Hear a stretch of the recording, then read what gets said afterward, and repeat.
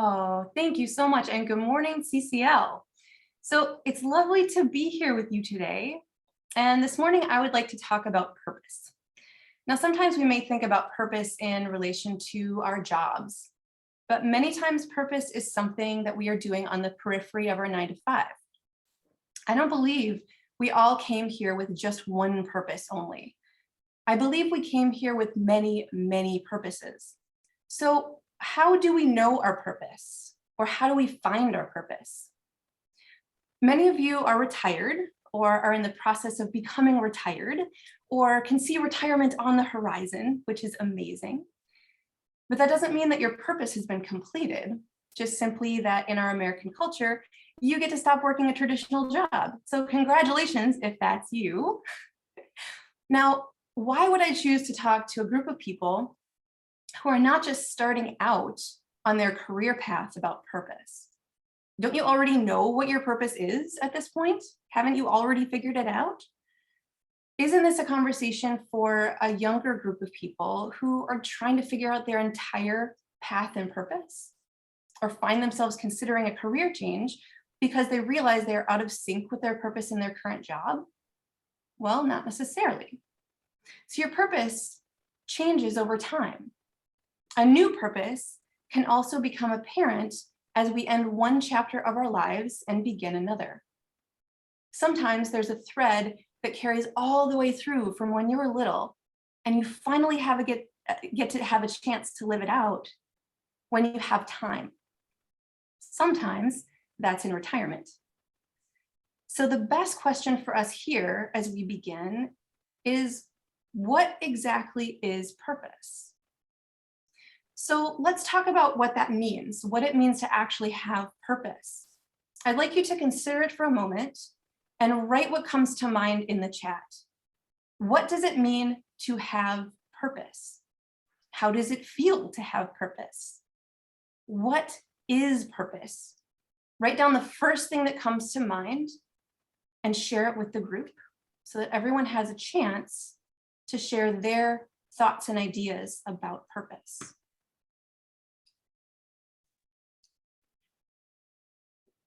We've got Karen, divine guidance. Jerry, a reason for being and doing. That's beautiful. There's no wrong answer here, by the way. A direction, something to live for and toward. It's from Michael. It's great. Sharon, living your joy. I like that.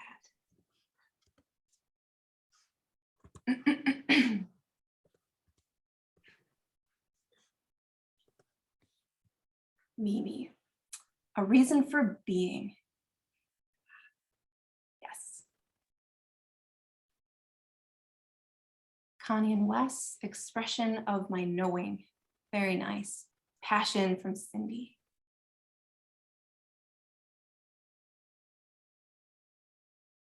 Excellent. Anybody else have anything they'd like to add? If any more come up in the chat, I will be sure to read them. So for me, the answer to that question of purpose is actually twofold. There is a calling that I feel within myself that feels like an arc of my entire storyline. And it looks like a lot of these in the chat. And it's perhaps a few different arcs in my storyline that might overlap at times. Those things that I am here to do, that I am called to do. And then there are the agreements or the contracts that I made before coming into human form that I am continually fulfilling along the way. Those are also very much a part of my purpose, to honor my agreements. That's my job. All of that is my job. For a long time, I had been searching and searching and wanting my purpose to be my job. In other words, I wanted to make money and live my life fully aligned with my purpose. That arc of my entire storyline kind of purpose. That sounds so great, right? The only thing was I had to understand what my purpose was first. So how do you find that thing you are meant to do? And if life has shifted and changed and you are finding that you are out of alignment with the things that you had been doing, how do you find your newly aligned purpose? Well, I believe, as Cindy does, it has a lot to do with passion. If you follow the threads of things that light you up, that excite you, you are headed in the right direction of and beginning to fall in alignment with your overarching purpose. Think of it another way, the exact opposite way, in fact. Have you ever had a job in your life that you hated? Not because of the people you worked with, but because of the actual job. Consider a set of tasks that someone asked you to do that you absolutely dreaded. Something that in the doing of it, time seemed to slow and you thought it would never end. That is an example of being out of alignment with your purpose. I don't mean doing the dishes or taking out the trash. I mean a job that felt like it wasn't a good fit at all. This is what it feels like to be out of alignment with your purpose. Has anyone had that experience in their lifetime? Lots of hands, I certainly have. So if you consider the opposite to be true, what if you thought about things that you were passionate about? What if you consider that that is you becoming in full alignment with your purpose? We are each born with a unique set of gifts, a unique set of likes and dislikes. We are energetically attuned to love some things and have no interest in others. And if we looked at all of them as clues or points of navigation, we would find our way naturally to living our purpose. So take a moment right now, find a paper and a pen, or use your computer or your phone if you need to. I would like you to take a moment and write down 5 to 10 pulls to purpose, 5 to 10 things that you are drawn to, that you are passionate about, that inspire you. Take a moment to center into your heart and feel into the things that light you up. Write those 5 to 10 things down right now. I will give you a minute.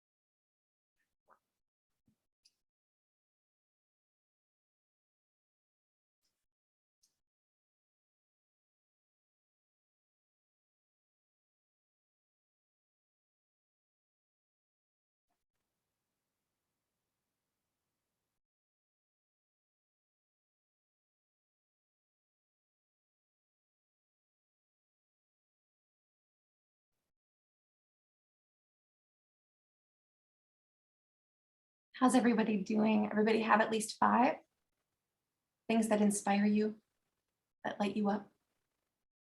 Yeah, thumbs up to everybody who's done, ready to roll.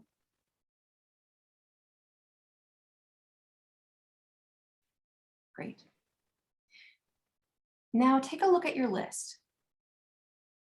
And as your human mind is very good at doing, begin to put things into categories and start to find the patterns. Perhaps you notice that there are lots of creative things that you've written down, or that you've taken note of several things that have to do with nature. Simply notice your list.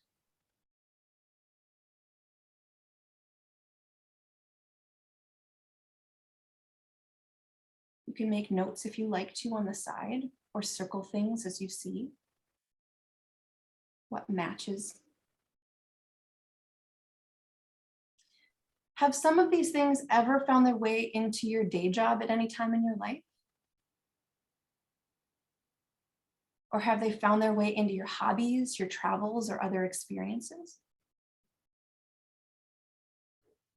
Now keep in mind that this list is probably not a list of your purposes, but consider that this list is a navigational tool, an emotional barometer for being in full alignment with who you really are, where you are drawn, choices you want to make, being in full alignment with your purpose here on earth at this time. How many of these things that you wrote down have been with you since childhood? How many of them are brand new? Are there any that have faded at times in your life and come back stronger later? Just simply notice how your passions in particular areas wane and shift over time. We may give things more focus at certain times during our lives and less during others. An event or an image that we see might spark an interest again in an old passion. Pay attention to those things and those times, because that is a sign that that particular cycle is coming around again. I truly believe that everything in life is cyclical, and that our passions are no exception to this. They have a way of pointing us in the direction of our various purposes over time. Would anyone like to share any insight you may have about your list? You can either use the chat or simply unmute to share.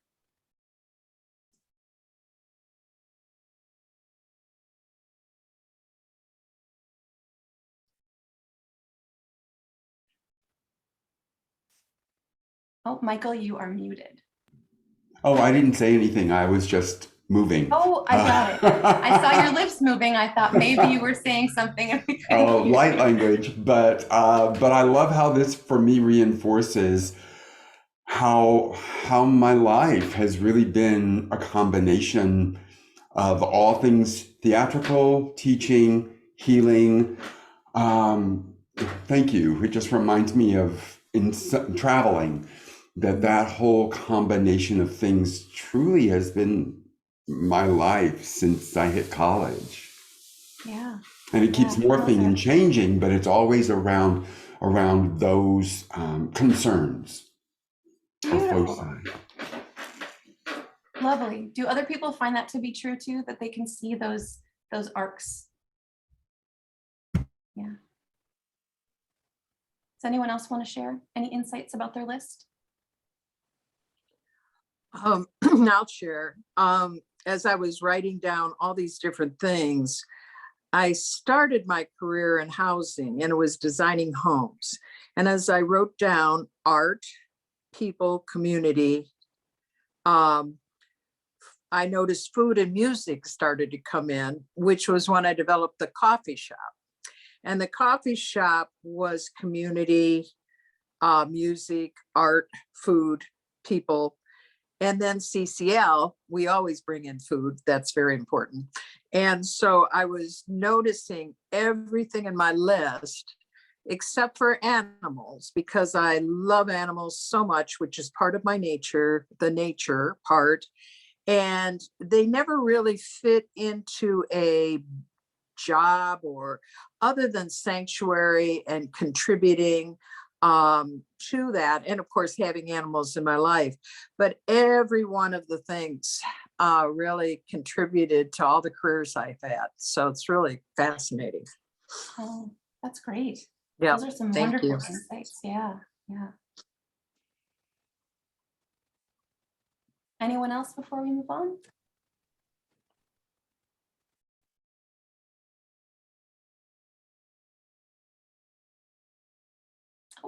Yes. I'll just mention that I had the awareness that throughout my life, I had priorities that were goal oriented. So it was always, a goal, an achievement, something I was trying to do, something I was working toward. And now it's relationships. It's all about relationships, whether it's family and friends and community. It's totally about relationships. So Nice. that's been the shift. That's nice. Barbara, I wrote down food and music. Just saying.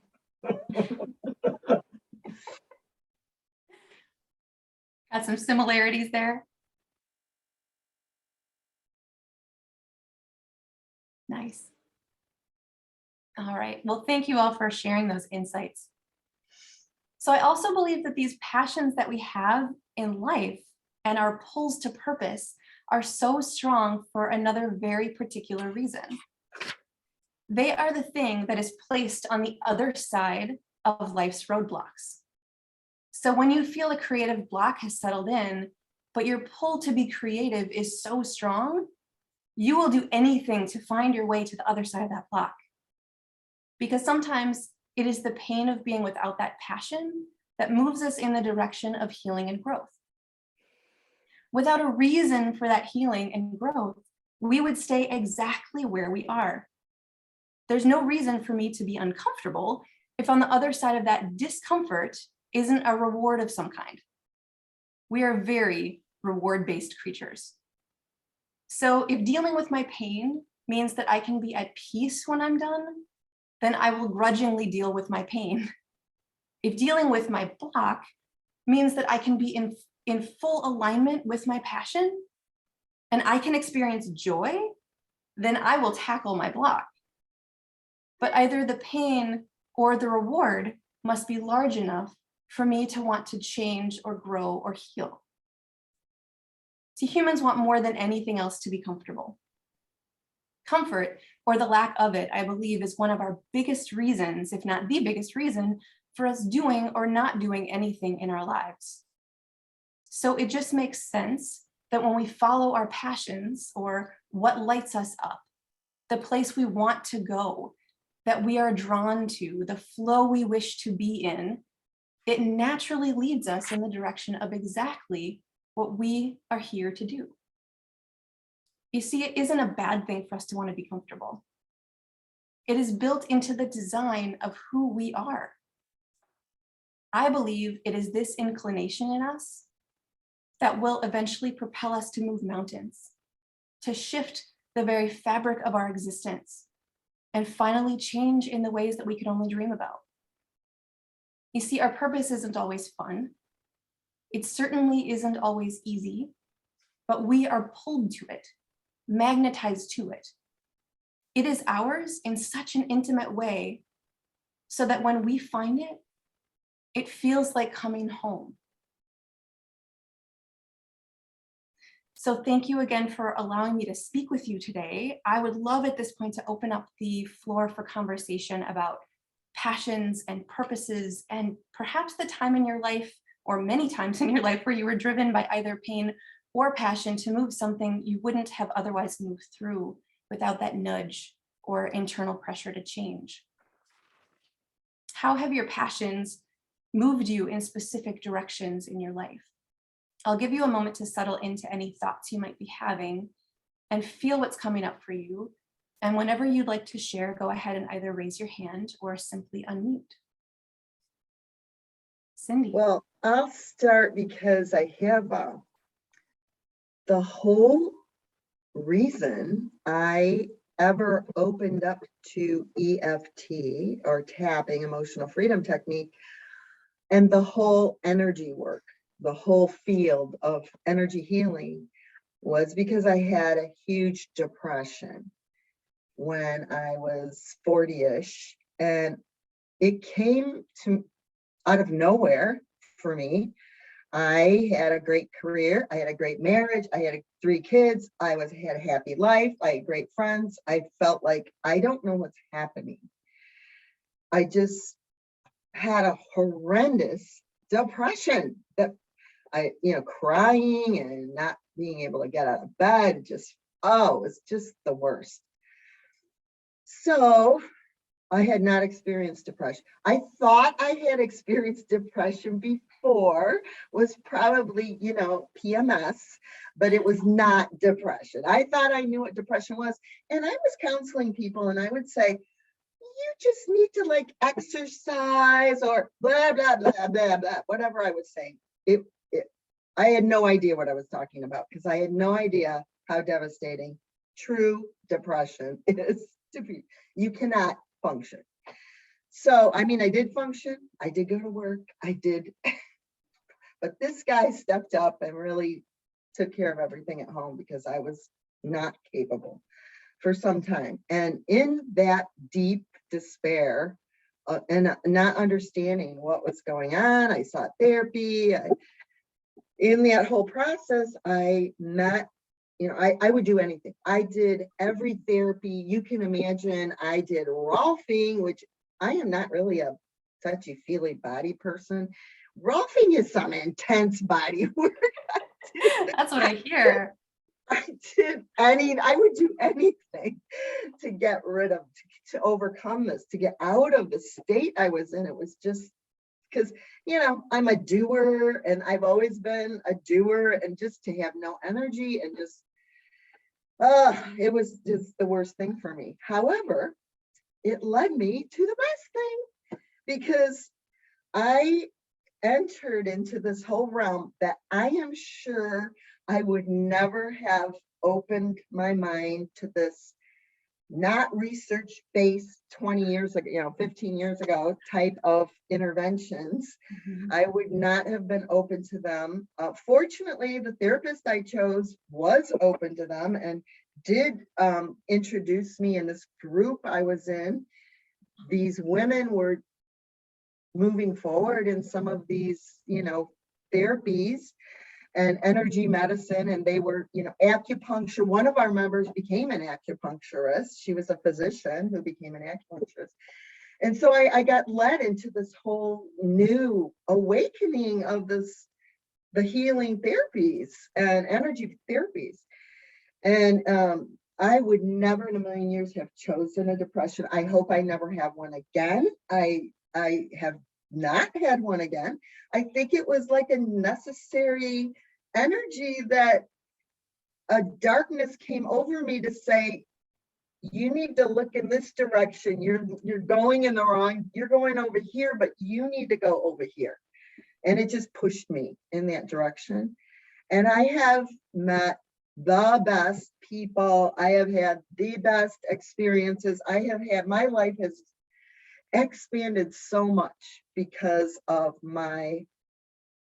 what started out as a depression that led me and opened me up to this whole new world that I am now a part of. Yeah.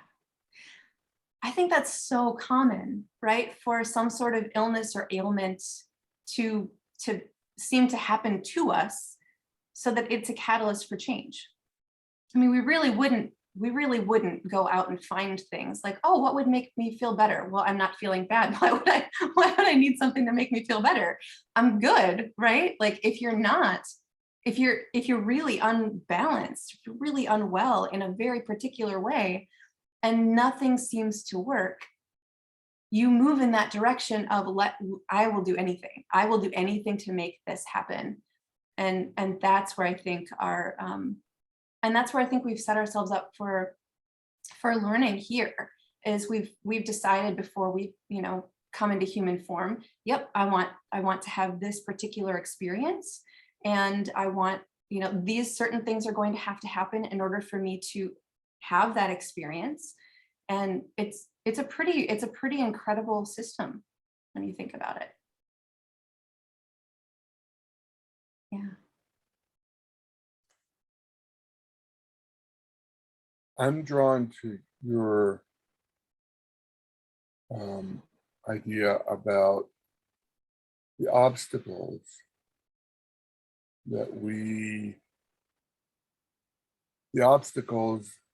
that are blocking us from the goal of our passion. If that's not twisting what you said into my way of thinking. because I feel like sometimes my nose is pressed up against those obstacles, and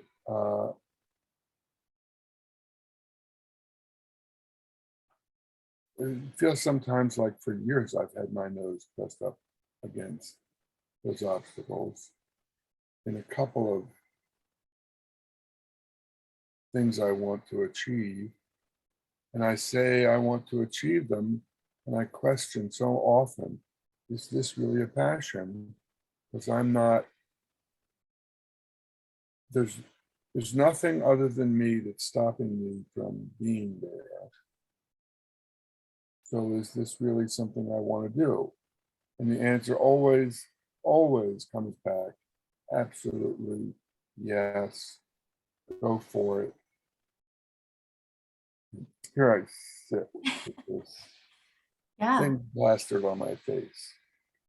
And I would say, like, be grateful for the obstacle, be grateful for the block, like, thank the block. Like, I'm so grateful that I'm stuck because there's learning here. What would you like me to learn? What is the learning here? What is the thing that's the hardest for me to get over? What would be the thing that would remove the obstacle completely? Because I'm that's the sorry. answer. Say that again, the last part. What's the thing that would remove the obstacle completely? That would what the obstacle? Remove, Remove. dissolve, disintegrate, allow not to be. What is that thing? And when you answer that question, then you found at least a little bit of a clue to why the block exists in the first place. And for me, I mean, if I'm working with people, I would say, okay, is that block a past life issue? Is that block, if there are things that are working against you in this lifetime, you can trace them back. And sometimes that's this lifetime, and then sometimes it's another one. So if it happens to be another one, then we look at the contracts and the cords and all of the things that are keeping that in place, and ask to have those removed. And then sometimes the block is simply gone in this one. But there's always a learning, there's always some sort of a lesson, there's always this piece that's like, if I just figure it out and understand it, it really is here for my highest good. So instead of being like frustrated with the obstacle or just trying to walk around it or like ignore it, avoid it, actually looking at it and saying, okay, you're here to tell me something, because the thing on the other side is important to me. So what is it? Why are you here? What's your gift for me? Yeah. Yeah.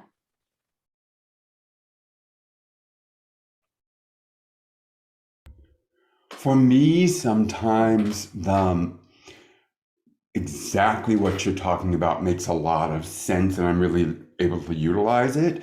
And there have been other times in my life where trying to understand it became a way of holding on to it instead of flowing with and through and seeing what's on the other side that might allow me to look back and go, oh, okay, thank you. I get it now. Rather than, because for me, so much of it has been about flow, and a lot of my greatest growth has been when I finally let go of, I have to find an apartment in New York, and I try, and it's so hard until finally I go, no, let it go. I'm moving to LA in 9 days. I have no idea what that's going to look like. Let's go. So, and how beautiful that you weren't able to find the apartment in the place that you thought you wanted to go to, because the other place opened up for you, and that was your space, that was your path, right? And so taking those obstacles as like, oh great, I'm not actually meant to do that right now. Maybe and to later. finally reach that threshold, then once I committed to LA, things fell into place and flowed like nobody's business. Yeah. But that's a lot of moving out in trust. Isn't it? Yeah, it is. And going, and that's part of that sort of pain threshold that you were talking about of going, this isn't working. I don't know what's next, but I know it's not here. Or I know it's not this. I have to step out. And I think that part of that is really important. And part of the reason that these are so complicated is because we're not very connected to our intuition, right? And so when we say, okay, that's a block, and I don't know why it's there, and is it a block that I should try to get past and through, or is it a block that's actually trying to shift the direction of my life? What is this? And if we connect into our intuition and actually ask, like, is that thing that I'm supposed to do, like, is that thing the thing? Or am I making that? Is that not really where I'm supposed to go right now? And I think when we connect into our intuition, I help people do muscle testing and so they can learn for themselves what it is that their body and energy system and soul really wants to do. This is the yes, this is the no. I think if we connect into our intuition, we have the answer there. And we can say, like Jerry, no, that's really a thing that I want. Okay, so why is that block there? What is that? Or is that really where I'm supposed to live? Not really. Okay, so now I'm going to let go and just see what else comes up and what else happens in my life. To me, that's also the difference between running away from something and moving towards something. Yeah. And understanding that difference of going, oh, this is really hard, and I know I need to stay in this, work with it, work through it.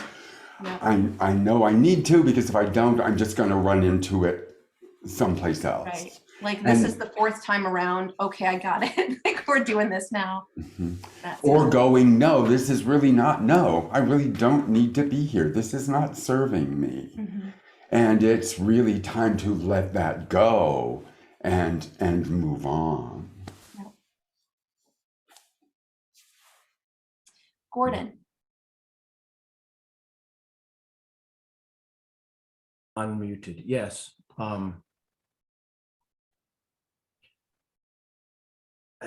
There was a word in your title for the talk that attracted me, and that word was pull. And we don't necessarily associate the word pull with purpose. And I wondered where you were going to go with that. But what I want to say is that this idea has been in subtle ways coming up for me personally lately. The idea of being pulled towards something, which is different from being, to me, it's different from having a purpose. If I think I have to have a purpose, and that's I have to generate my own will and propel myself toward it. Oh. But if I'm being pulled, then I'm part of something bigger that's kind of providing the energy for me, and I just have to learn how to let go and go with it. And this, I think this is for me, and I'm seeing that this is a deep idea. I don't know how many people know about Rupert Sheldrake and his theory of morphic fields. He's a research biologist who has most of his career, he's taken huge amounts of flack because he's got very unorthodox ideas. But he's, in my opinion, a first-rate scientist. He just has strange theories. And one of them is morphic fields. And this idea of morphic fields is that somehow a thing grows into the shape that it's supposed to be, that it's because there's habits of the universe or something. Anyway, that's a little bit off topic, but also as far as pull and purpose, just yesterday, Lori and I, you may think this is overly heady, but this is what juices me anyway. We were talking about the trajectory. So what's a trajectory? A trajectory is an arc, like the word that you used earlier in your talk. And it's got the same root as the word tragic. And that is associated with in the ancient Greek tragedies, that you're part of something that you can't escape. And it doesn't mean just, oh, it's sad that those children were killed in a bus bus crash, but in its deeper, older meaning, it means this inescapable fate. And even the ancient, the most prehistoric root is that you're being pulled, like you're being pulled along, like a tractor has the same root. It pulls something along.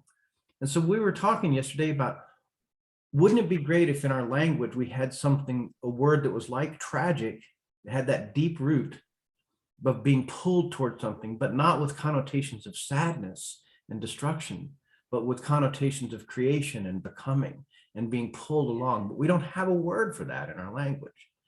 So all this is what I brought to bear when I saw your title.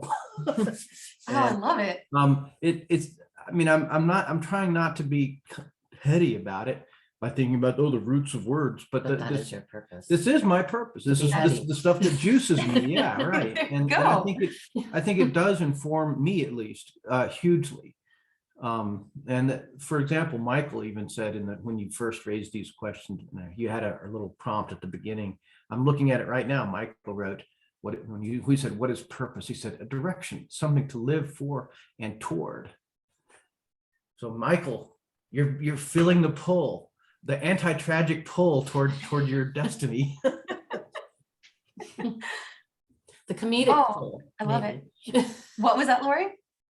I'm being overly heady too, but I was thinking tragedy and comedy. So the comedic pull instead of the tragic pull. Yeah, but we need a new word, because I was comedy. thinking that too, like, oh, could we use comedy? We can't Yeah, use but comedy. see, That's that's not got its own baggage too, right? We need a Maybe- new word. maybe joy, right? Like Yeah. that could be, something that pulls us. But I don't think you're being too heady at all. I think language is extremely important. I love that it gets brought up in this group so many times. The idea that words hold frequency, right? They are frequency. So some words have lower frequency and some have very, very high frequency. And each word that you use matters. What is frequency? It really, really matters. And so saying, we don't have a word for that thing, that's an important thing to point out. It's that gray area. It's that space in between. It's like, it's not this, it's not this. It's kind of like this, right? Like we have one word for love in our English language. How silly is that?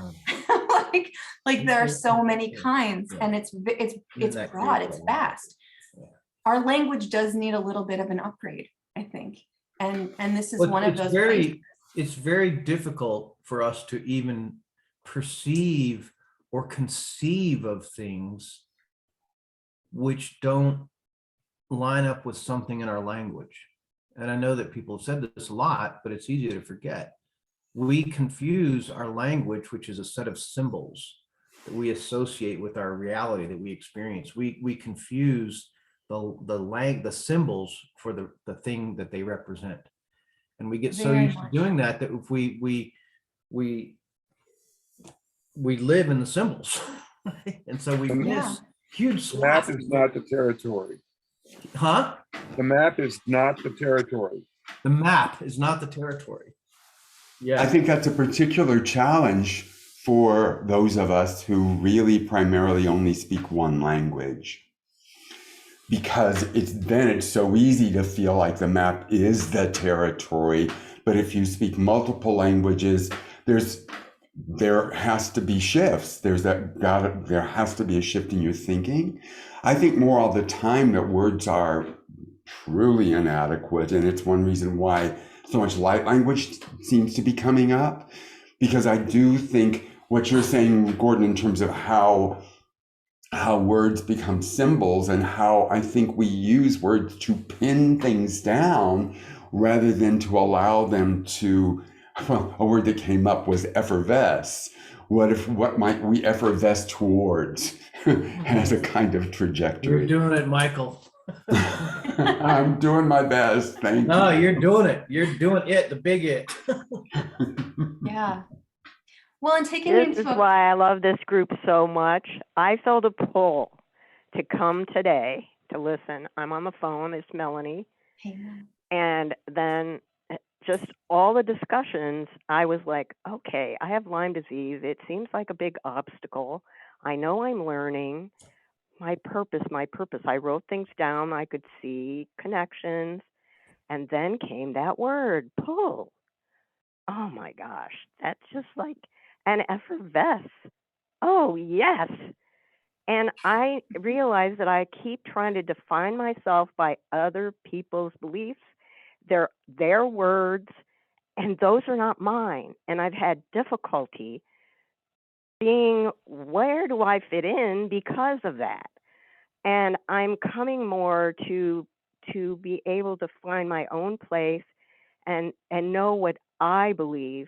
And I'm able to say, okay, I don't believe that I knew what I wanted to do when I wasn't born, that I was somewhere and I decided I was going to come here and do whatever. And I've always wondered, gee, how do people know those things? I don't. Maybe there's a part of me that did, if that is truly what happens, but I don't. So I was pulled here, obviously, because there was something here and I earned it and I feel exuberant and I'm effervescing because I do get pulled. I also get placed. I've often been placed. And I know when I'm placed, oh, I know why I'm here. And there's a kind of there's something that I have that I can give people where I'm placed. And when you're ill and you're in home by yourself, the only way for me to operate like that is on the phone or when I'm rarely online. So you guys are great, and thank you so much for all your gifts and all your contributions and your language, which was on my list of passion. So, wow, thanks, and thank you, Angela. Oh, absolutely. Gosh, thank you for those comments. You know, when we're talking about language, I love that you said their words, not mine. When you think about a word that has a lot of different meanings for a lot of different people, you can see where things get really complicated really quickly in communicating with one another. But I think one of the beautiful things about words is that they also have, there's emotion. Words are the intersection between the mental and the heart. So if you think about those words, like that actually make you feel something, that are big, those are high vibrational words. Those are, we could actually say they're charged. Sometimes they're not necessarily high vibration, but they are definitely charged with something. And the more words that we use to define something good or happy or the opposite of those things, the more charged those become. And I really think that when we're using language or when we're starting to come around to finding new language, things change. And a good example of this is if I said the word vegan to everybody, there is a very particular feeling that you have with that word. There is, you might actually feel behind it, like a kind of a, I am doing this because I care. And there's like almost like a warrior stance behind that word. I don't know if you feel that. But lately in our language, you'll notice that that's been shifting over to plant-based. So when you see food and it's marked plant-based on the back, do you notice that it feels lighter, right? It doesn't have the old connotations because it's not coming out of a standing against something or for something. There's no battle there. It's literally like, this is made of plants. Like, that's very different. That's a very different experience, right? You're trying to say the same thing, but using different language. And so I think when we start to find words, maybe there's another word for purpose, or maybe we just take that word and we decide that it actually has that beautiful pull to it. And we decide that that's how we're going to experience it. That purpose isn't something that you're made to do or meant to do by somebody else, but purpose is something that you get to live into, and you don't get to, like, you don't have the map before you come here. You kind of like, you do, but it's not really, like, you kind of have to find it along the way. And so I think that's another kind of beautiful thing about life, and frustrating thing about life. But yeah.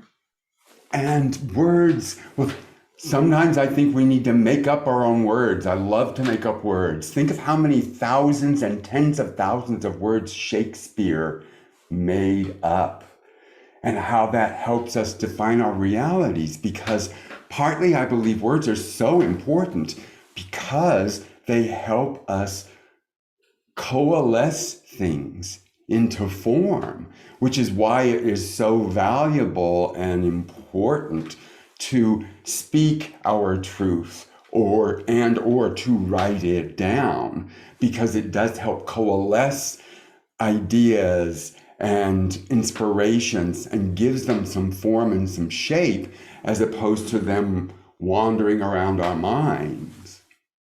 And sometimes maybe that comes, well, the art that you've been talking about in your 100 Days of Art, Lori, how does art also then give form to ideas that in many, many, many ways is beyond words? Yeah.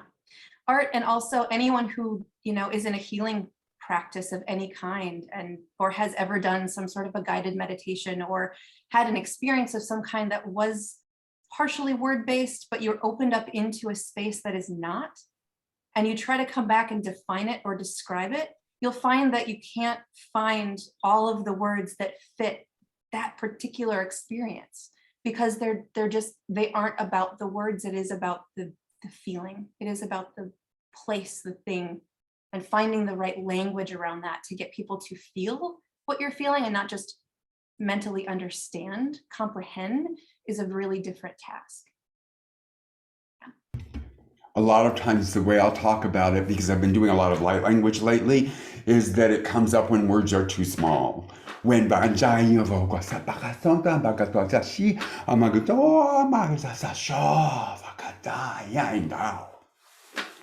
and you may quote me. I don't know if you get it right if I tried to quote you. Well, no, because it's always our own interpretation, right? That's the thing about translations and translators. Translators are powerful. There's this very fun movie called The Book of Love that I think it's on Netflix, that's all about that, of an English author who writes this very staid romantic book that it just bombs in London, where one of the reviews is like, I can't believe I actually spent the time reading this when I could have been watching paint dry. And his publisher says, and that's not even the worst of the reviews. But in Mexico, it becomes a #1 hit because the translator makes it this like a telenovela that's just dripping with sex. And so that slippage and that how something gets translated changes everything. But that's what we're always doing. It's always our own interpretation, I believe. Yeah, very true. And so often disagreements, arguments, violent wars are fought over that exact issue. From slight disagreements to millions of people dying because of a misinterpretation, whether it was accidental or purposeful. Yeah. What do you call God? What? Yeah. Like, what do you call God? Yeah. How many holy wars have been fought over who holds the rights or the path to the correct word for God, or whoever they think is closest to God, Allah, the all that is, goddess. Yeah. And if we could just settle into exchanging our emotions, exchanging, this is how I feel about that. How do you feel about that? Oh, we feel the same. Our language is different, but we're feeling the same. Okay, then we are the same. That's a very different understanding of communication.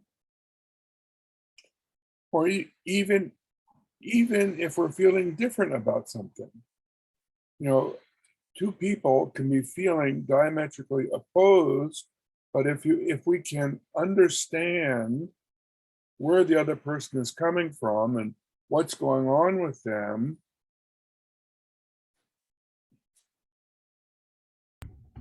we have a long way to go. We have a very long way to go. I think we are being pressed to do all of that work a lot faster than we're comfortable with right now. No kidding. And we need to. So, Yeah. Some of that, I think, is letting go of our need to be right. Because if there's a disagreement and we go, okay, well, one of us has to be right and the other has to be wrong, and I better be the one that's right. So obviously, you are the one that's wrong. I'm sorry, Michael. You got that wrong. For you, perhaps I did, but not for me. I'm sorry, Michael. Even for you, you got it wrong. I do not give you the power to make that choice for me, Jerry, but thank you for sharing. And I'm talking way too much today, sorry. yes. From a man who's actually sitting in the light today, what does it matter if you're pulled, pushed, or led? It doesn't matter. It just matters that you are pulled, pushed, or led. Okay. The guru. Thank you. That might be a good, I have some comments on that, but that might be a good place to stop. I know that we're over time. Go ahead, comment. Oh, I think you end up in the same place in a lot of ways. Like if you're pulled, pushed, or led. But there is something about the energy of it that is very different, and your experience of it that is very different. And it does depend on what the pushing looks like and what the leading looks like and what the pulling looks like. I think all of those things can, if they aren't really where you are meant to be, work to your detriment. And yes, I believe if you fully embrace being pulled, pushed, or led in those particular directions, yes, yep, I think ending up in that space, you know, if you are led by someone else to that space, you are there for a reason, and to honor all of that, and just to notice, I guess, the emotions that come up as you are being pulled, pushed, or led. Is this something that I am being like like my heels are digging in as this is happening, or is this something that I can feel I am meant to be doing or being? Standing in that beingness at the end is the key. So those are my comments about that. So let's all choose to be led with grace and ease. Our purpose. Thank you, Angela, for an amazing and insightful talk today. It was so wonderful, as always. We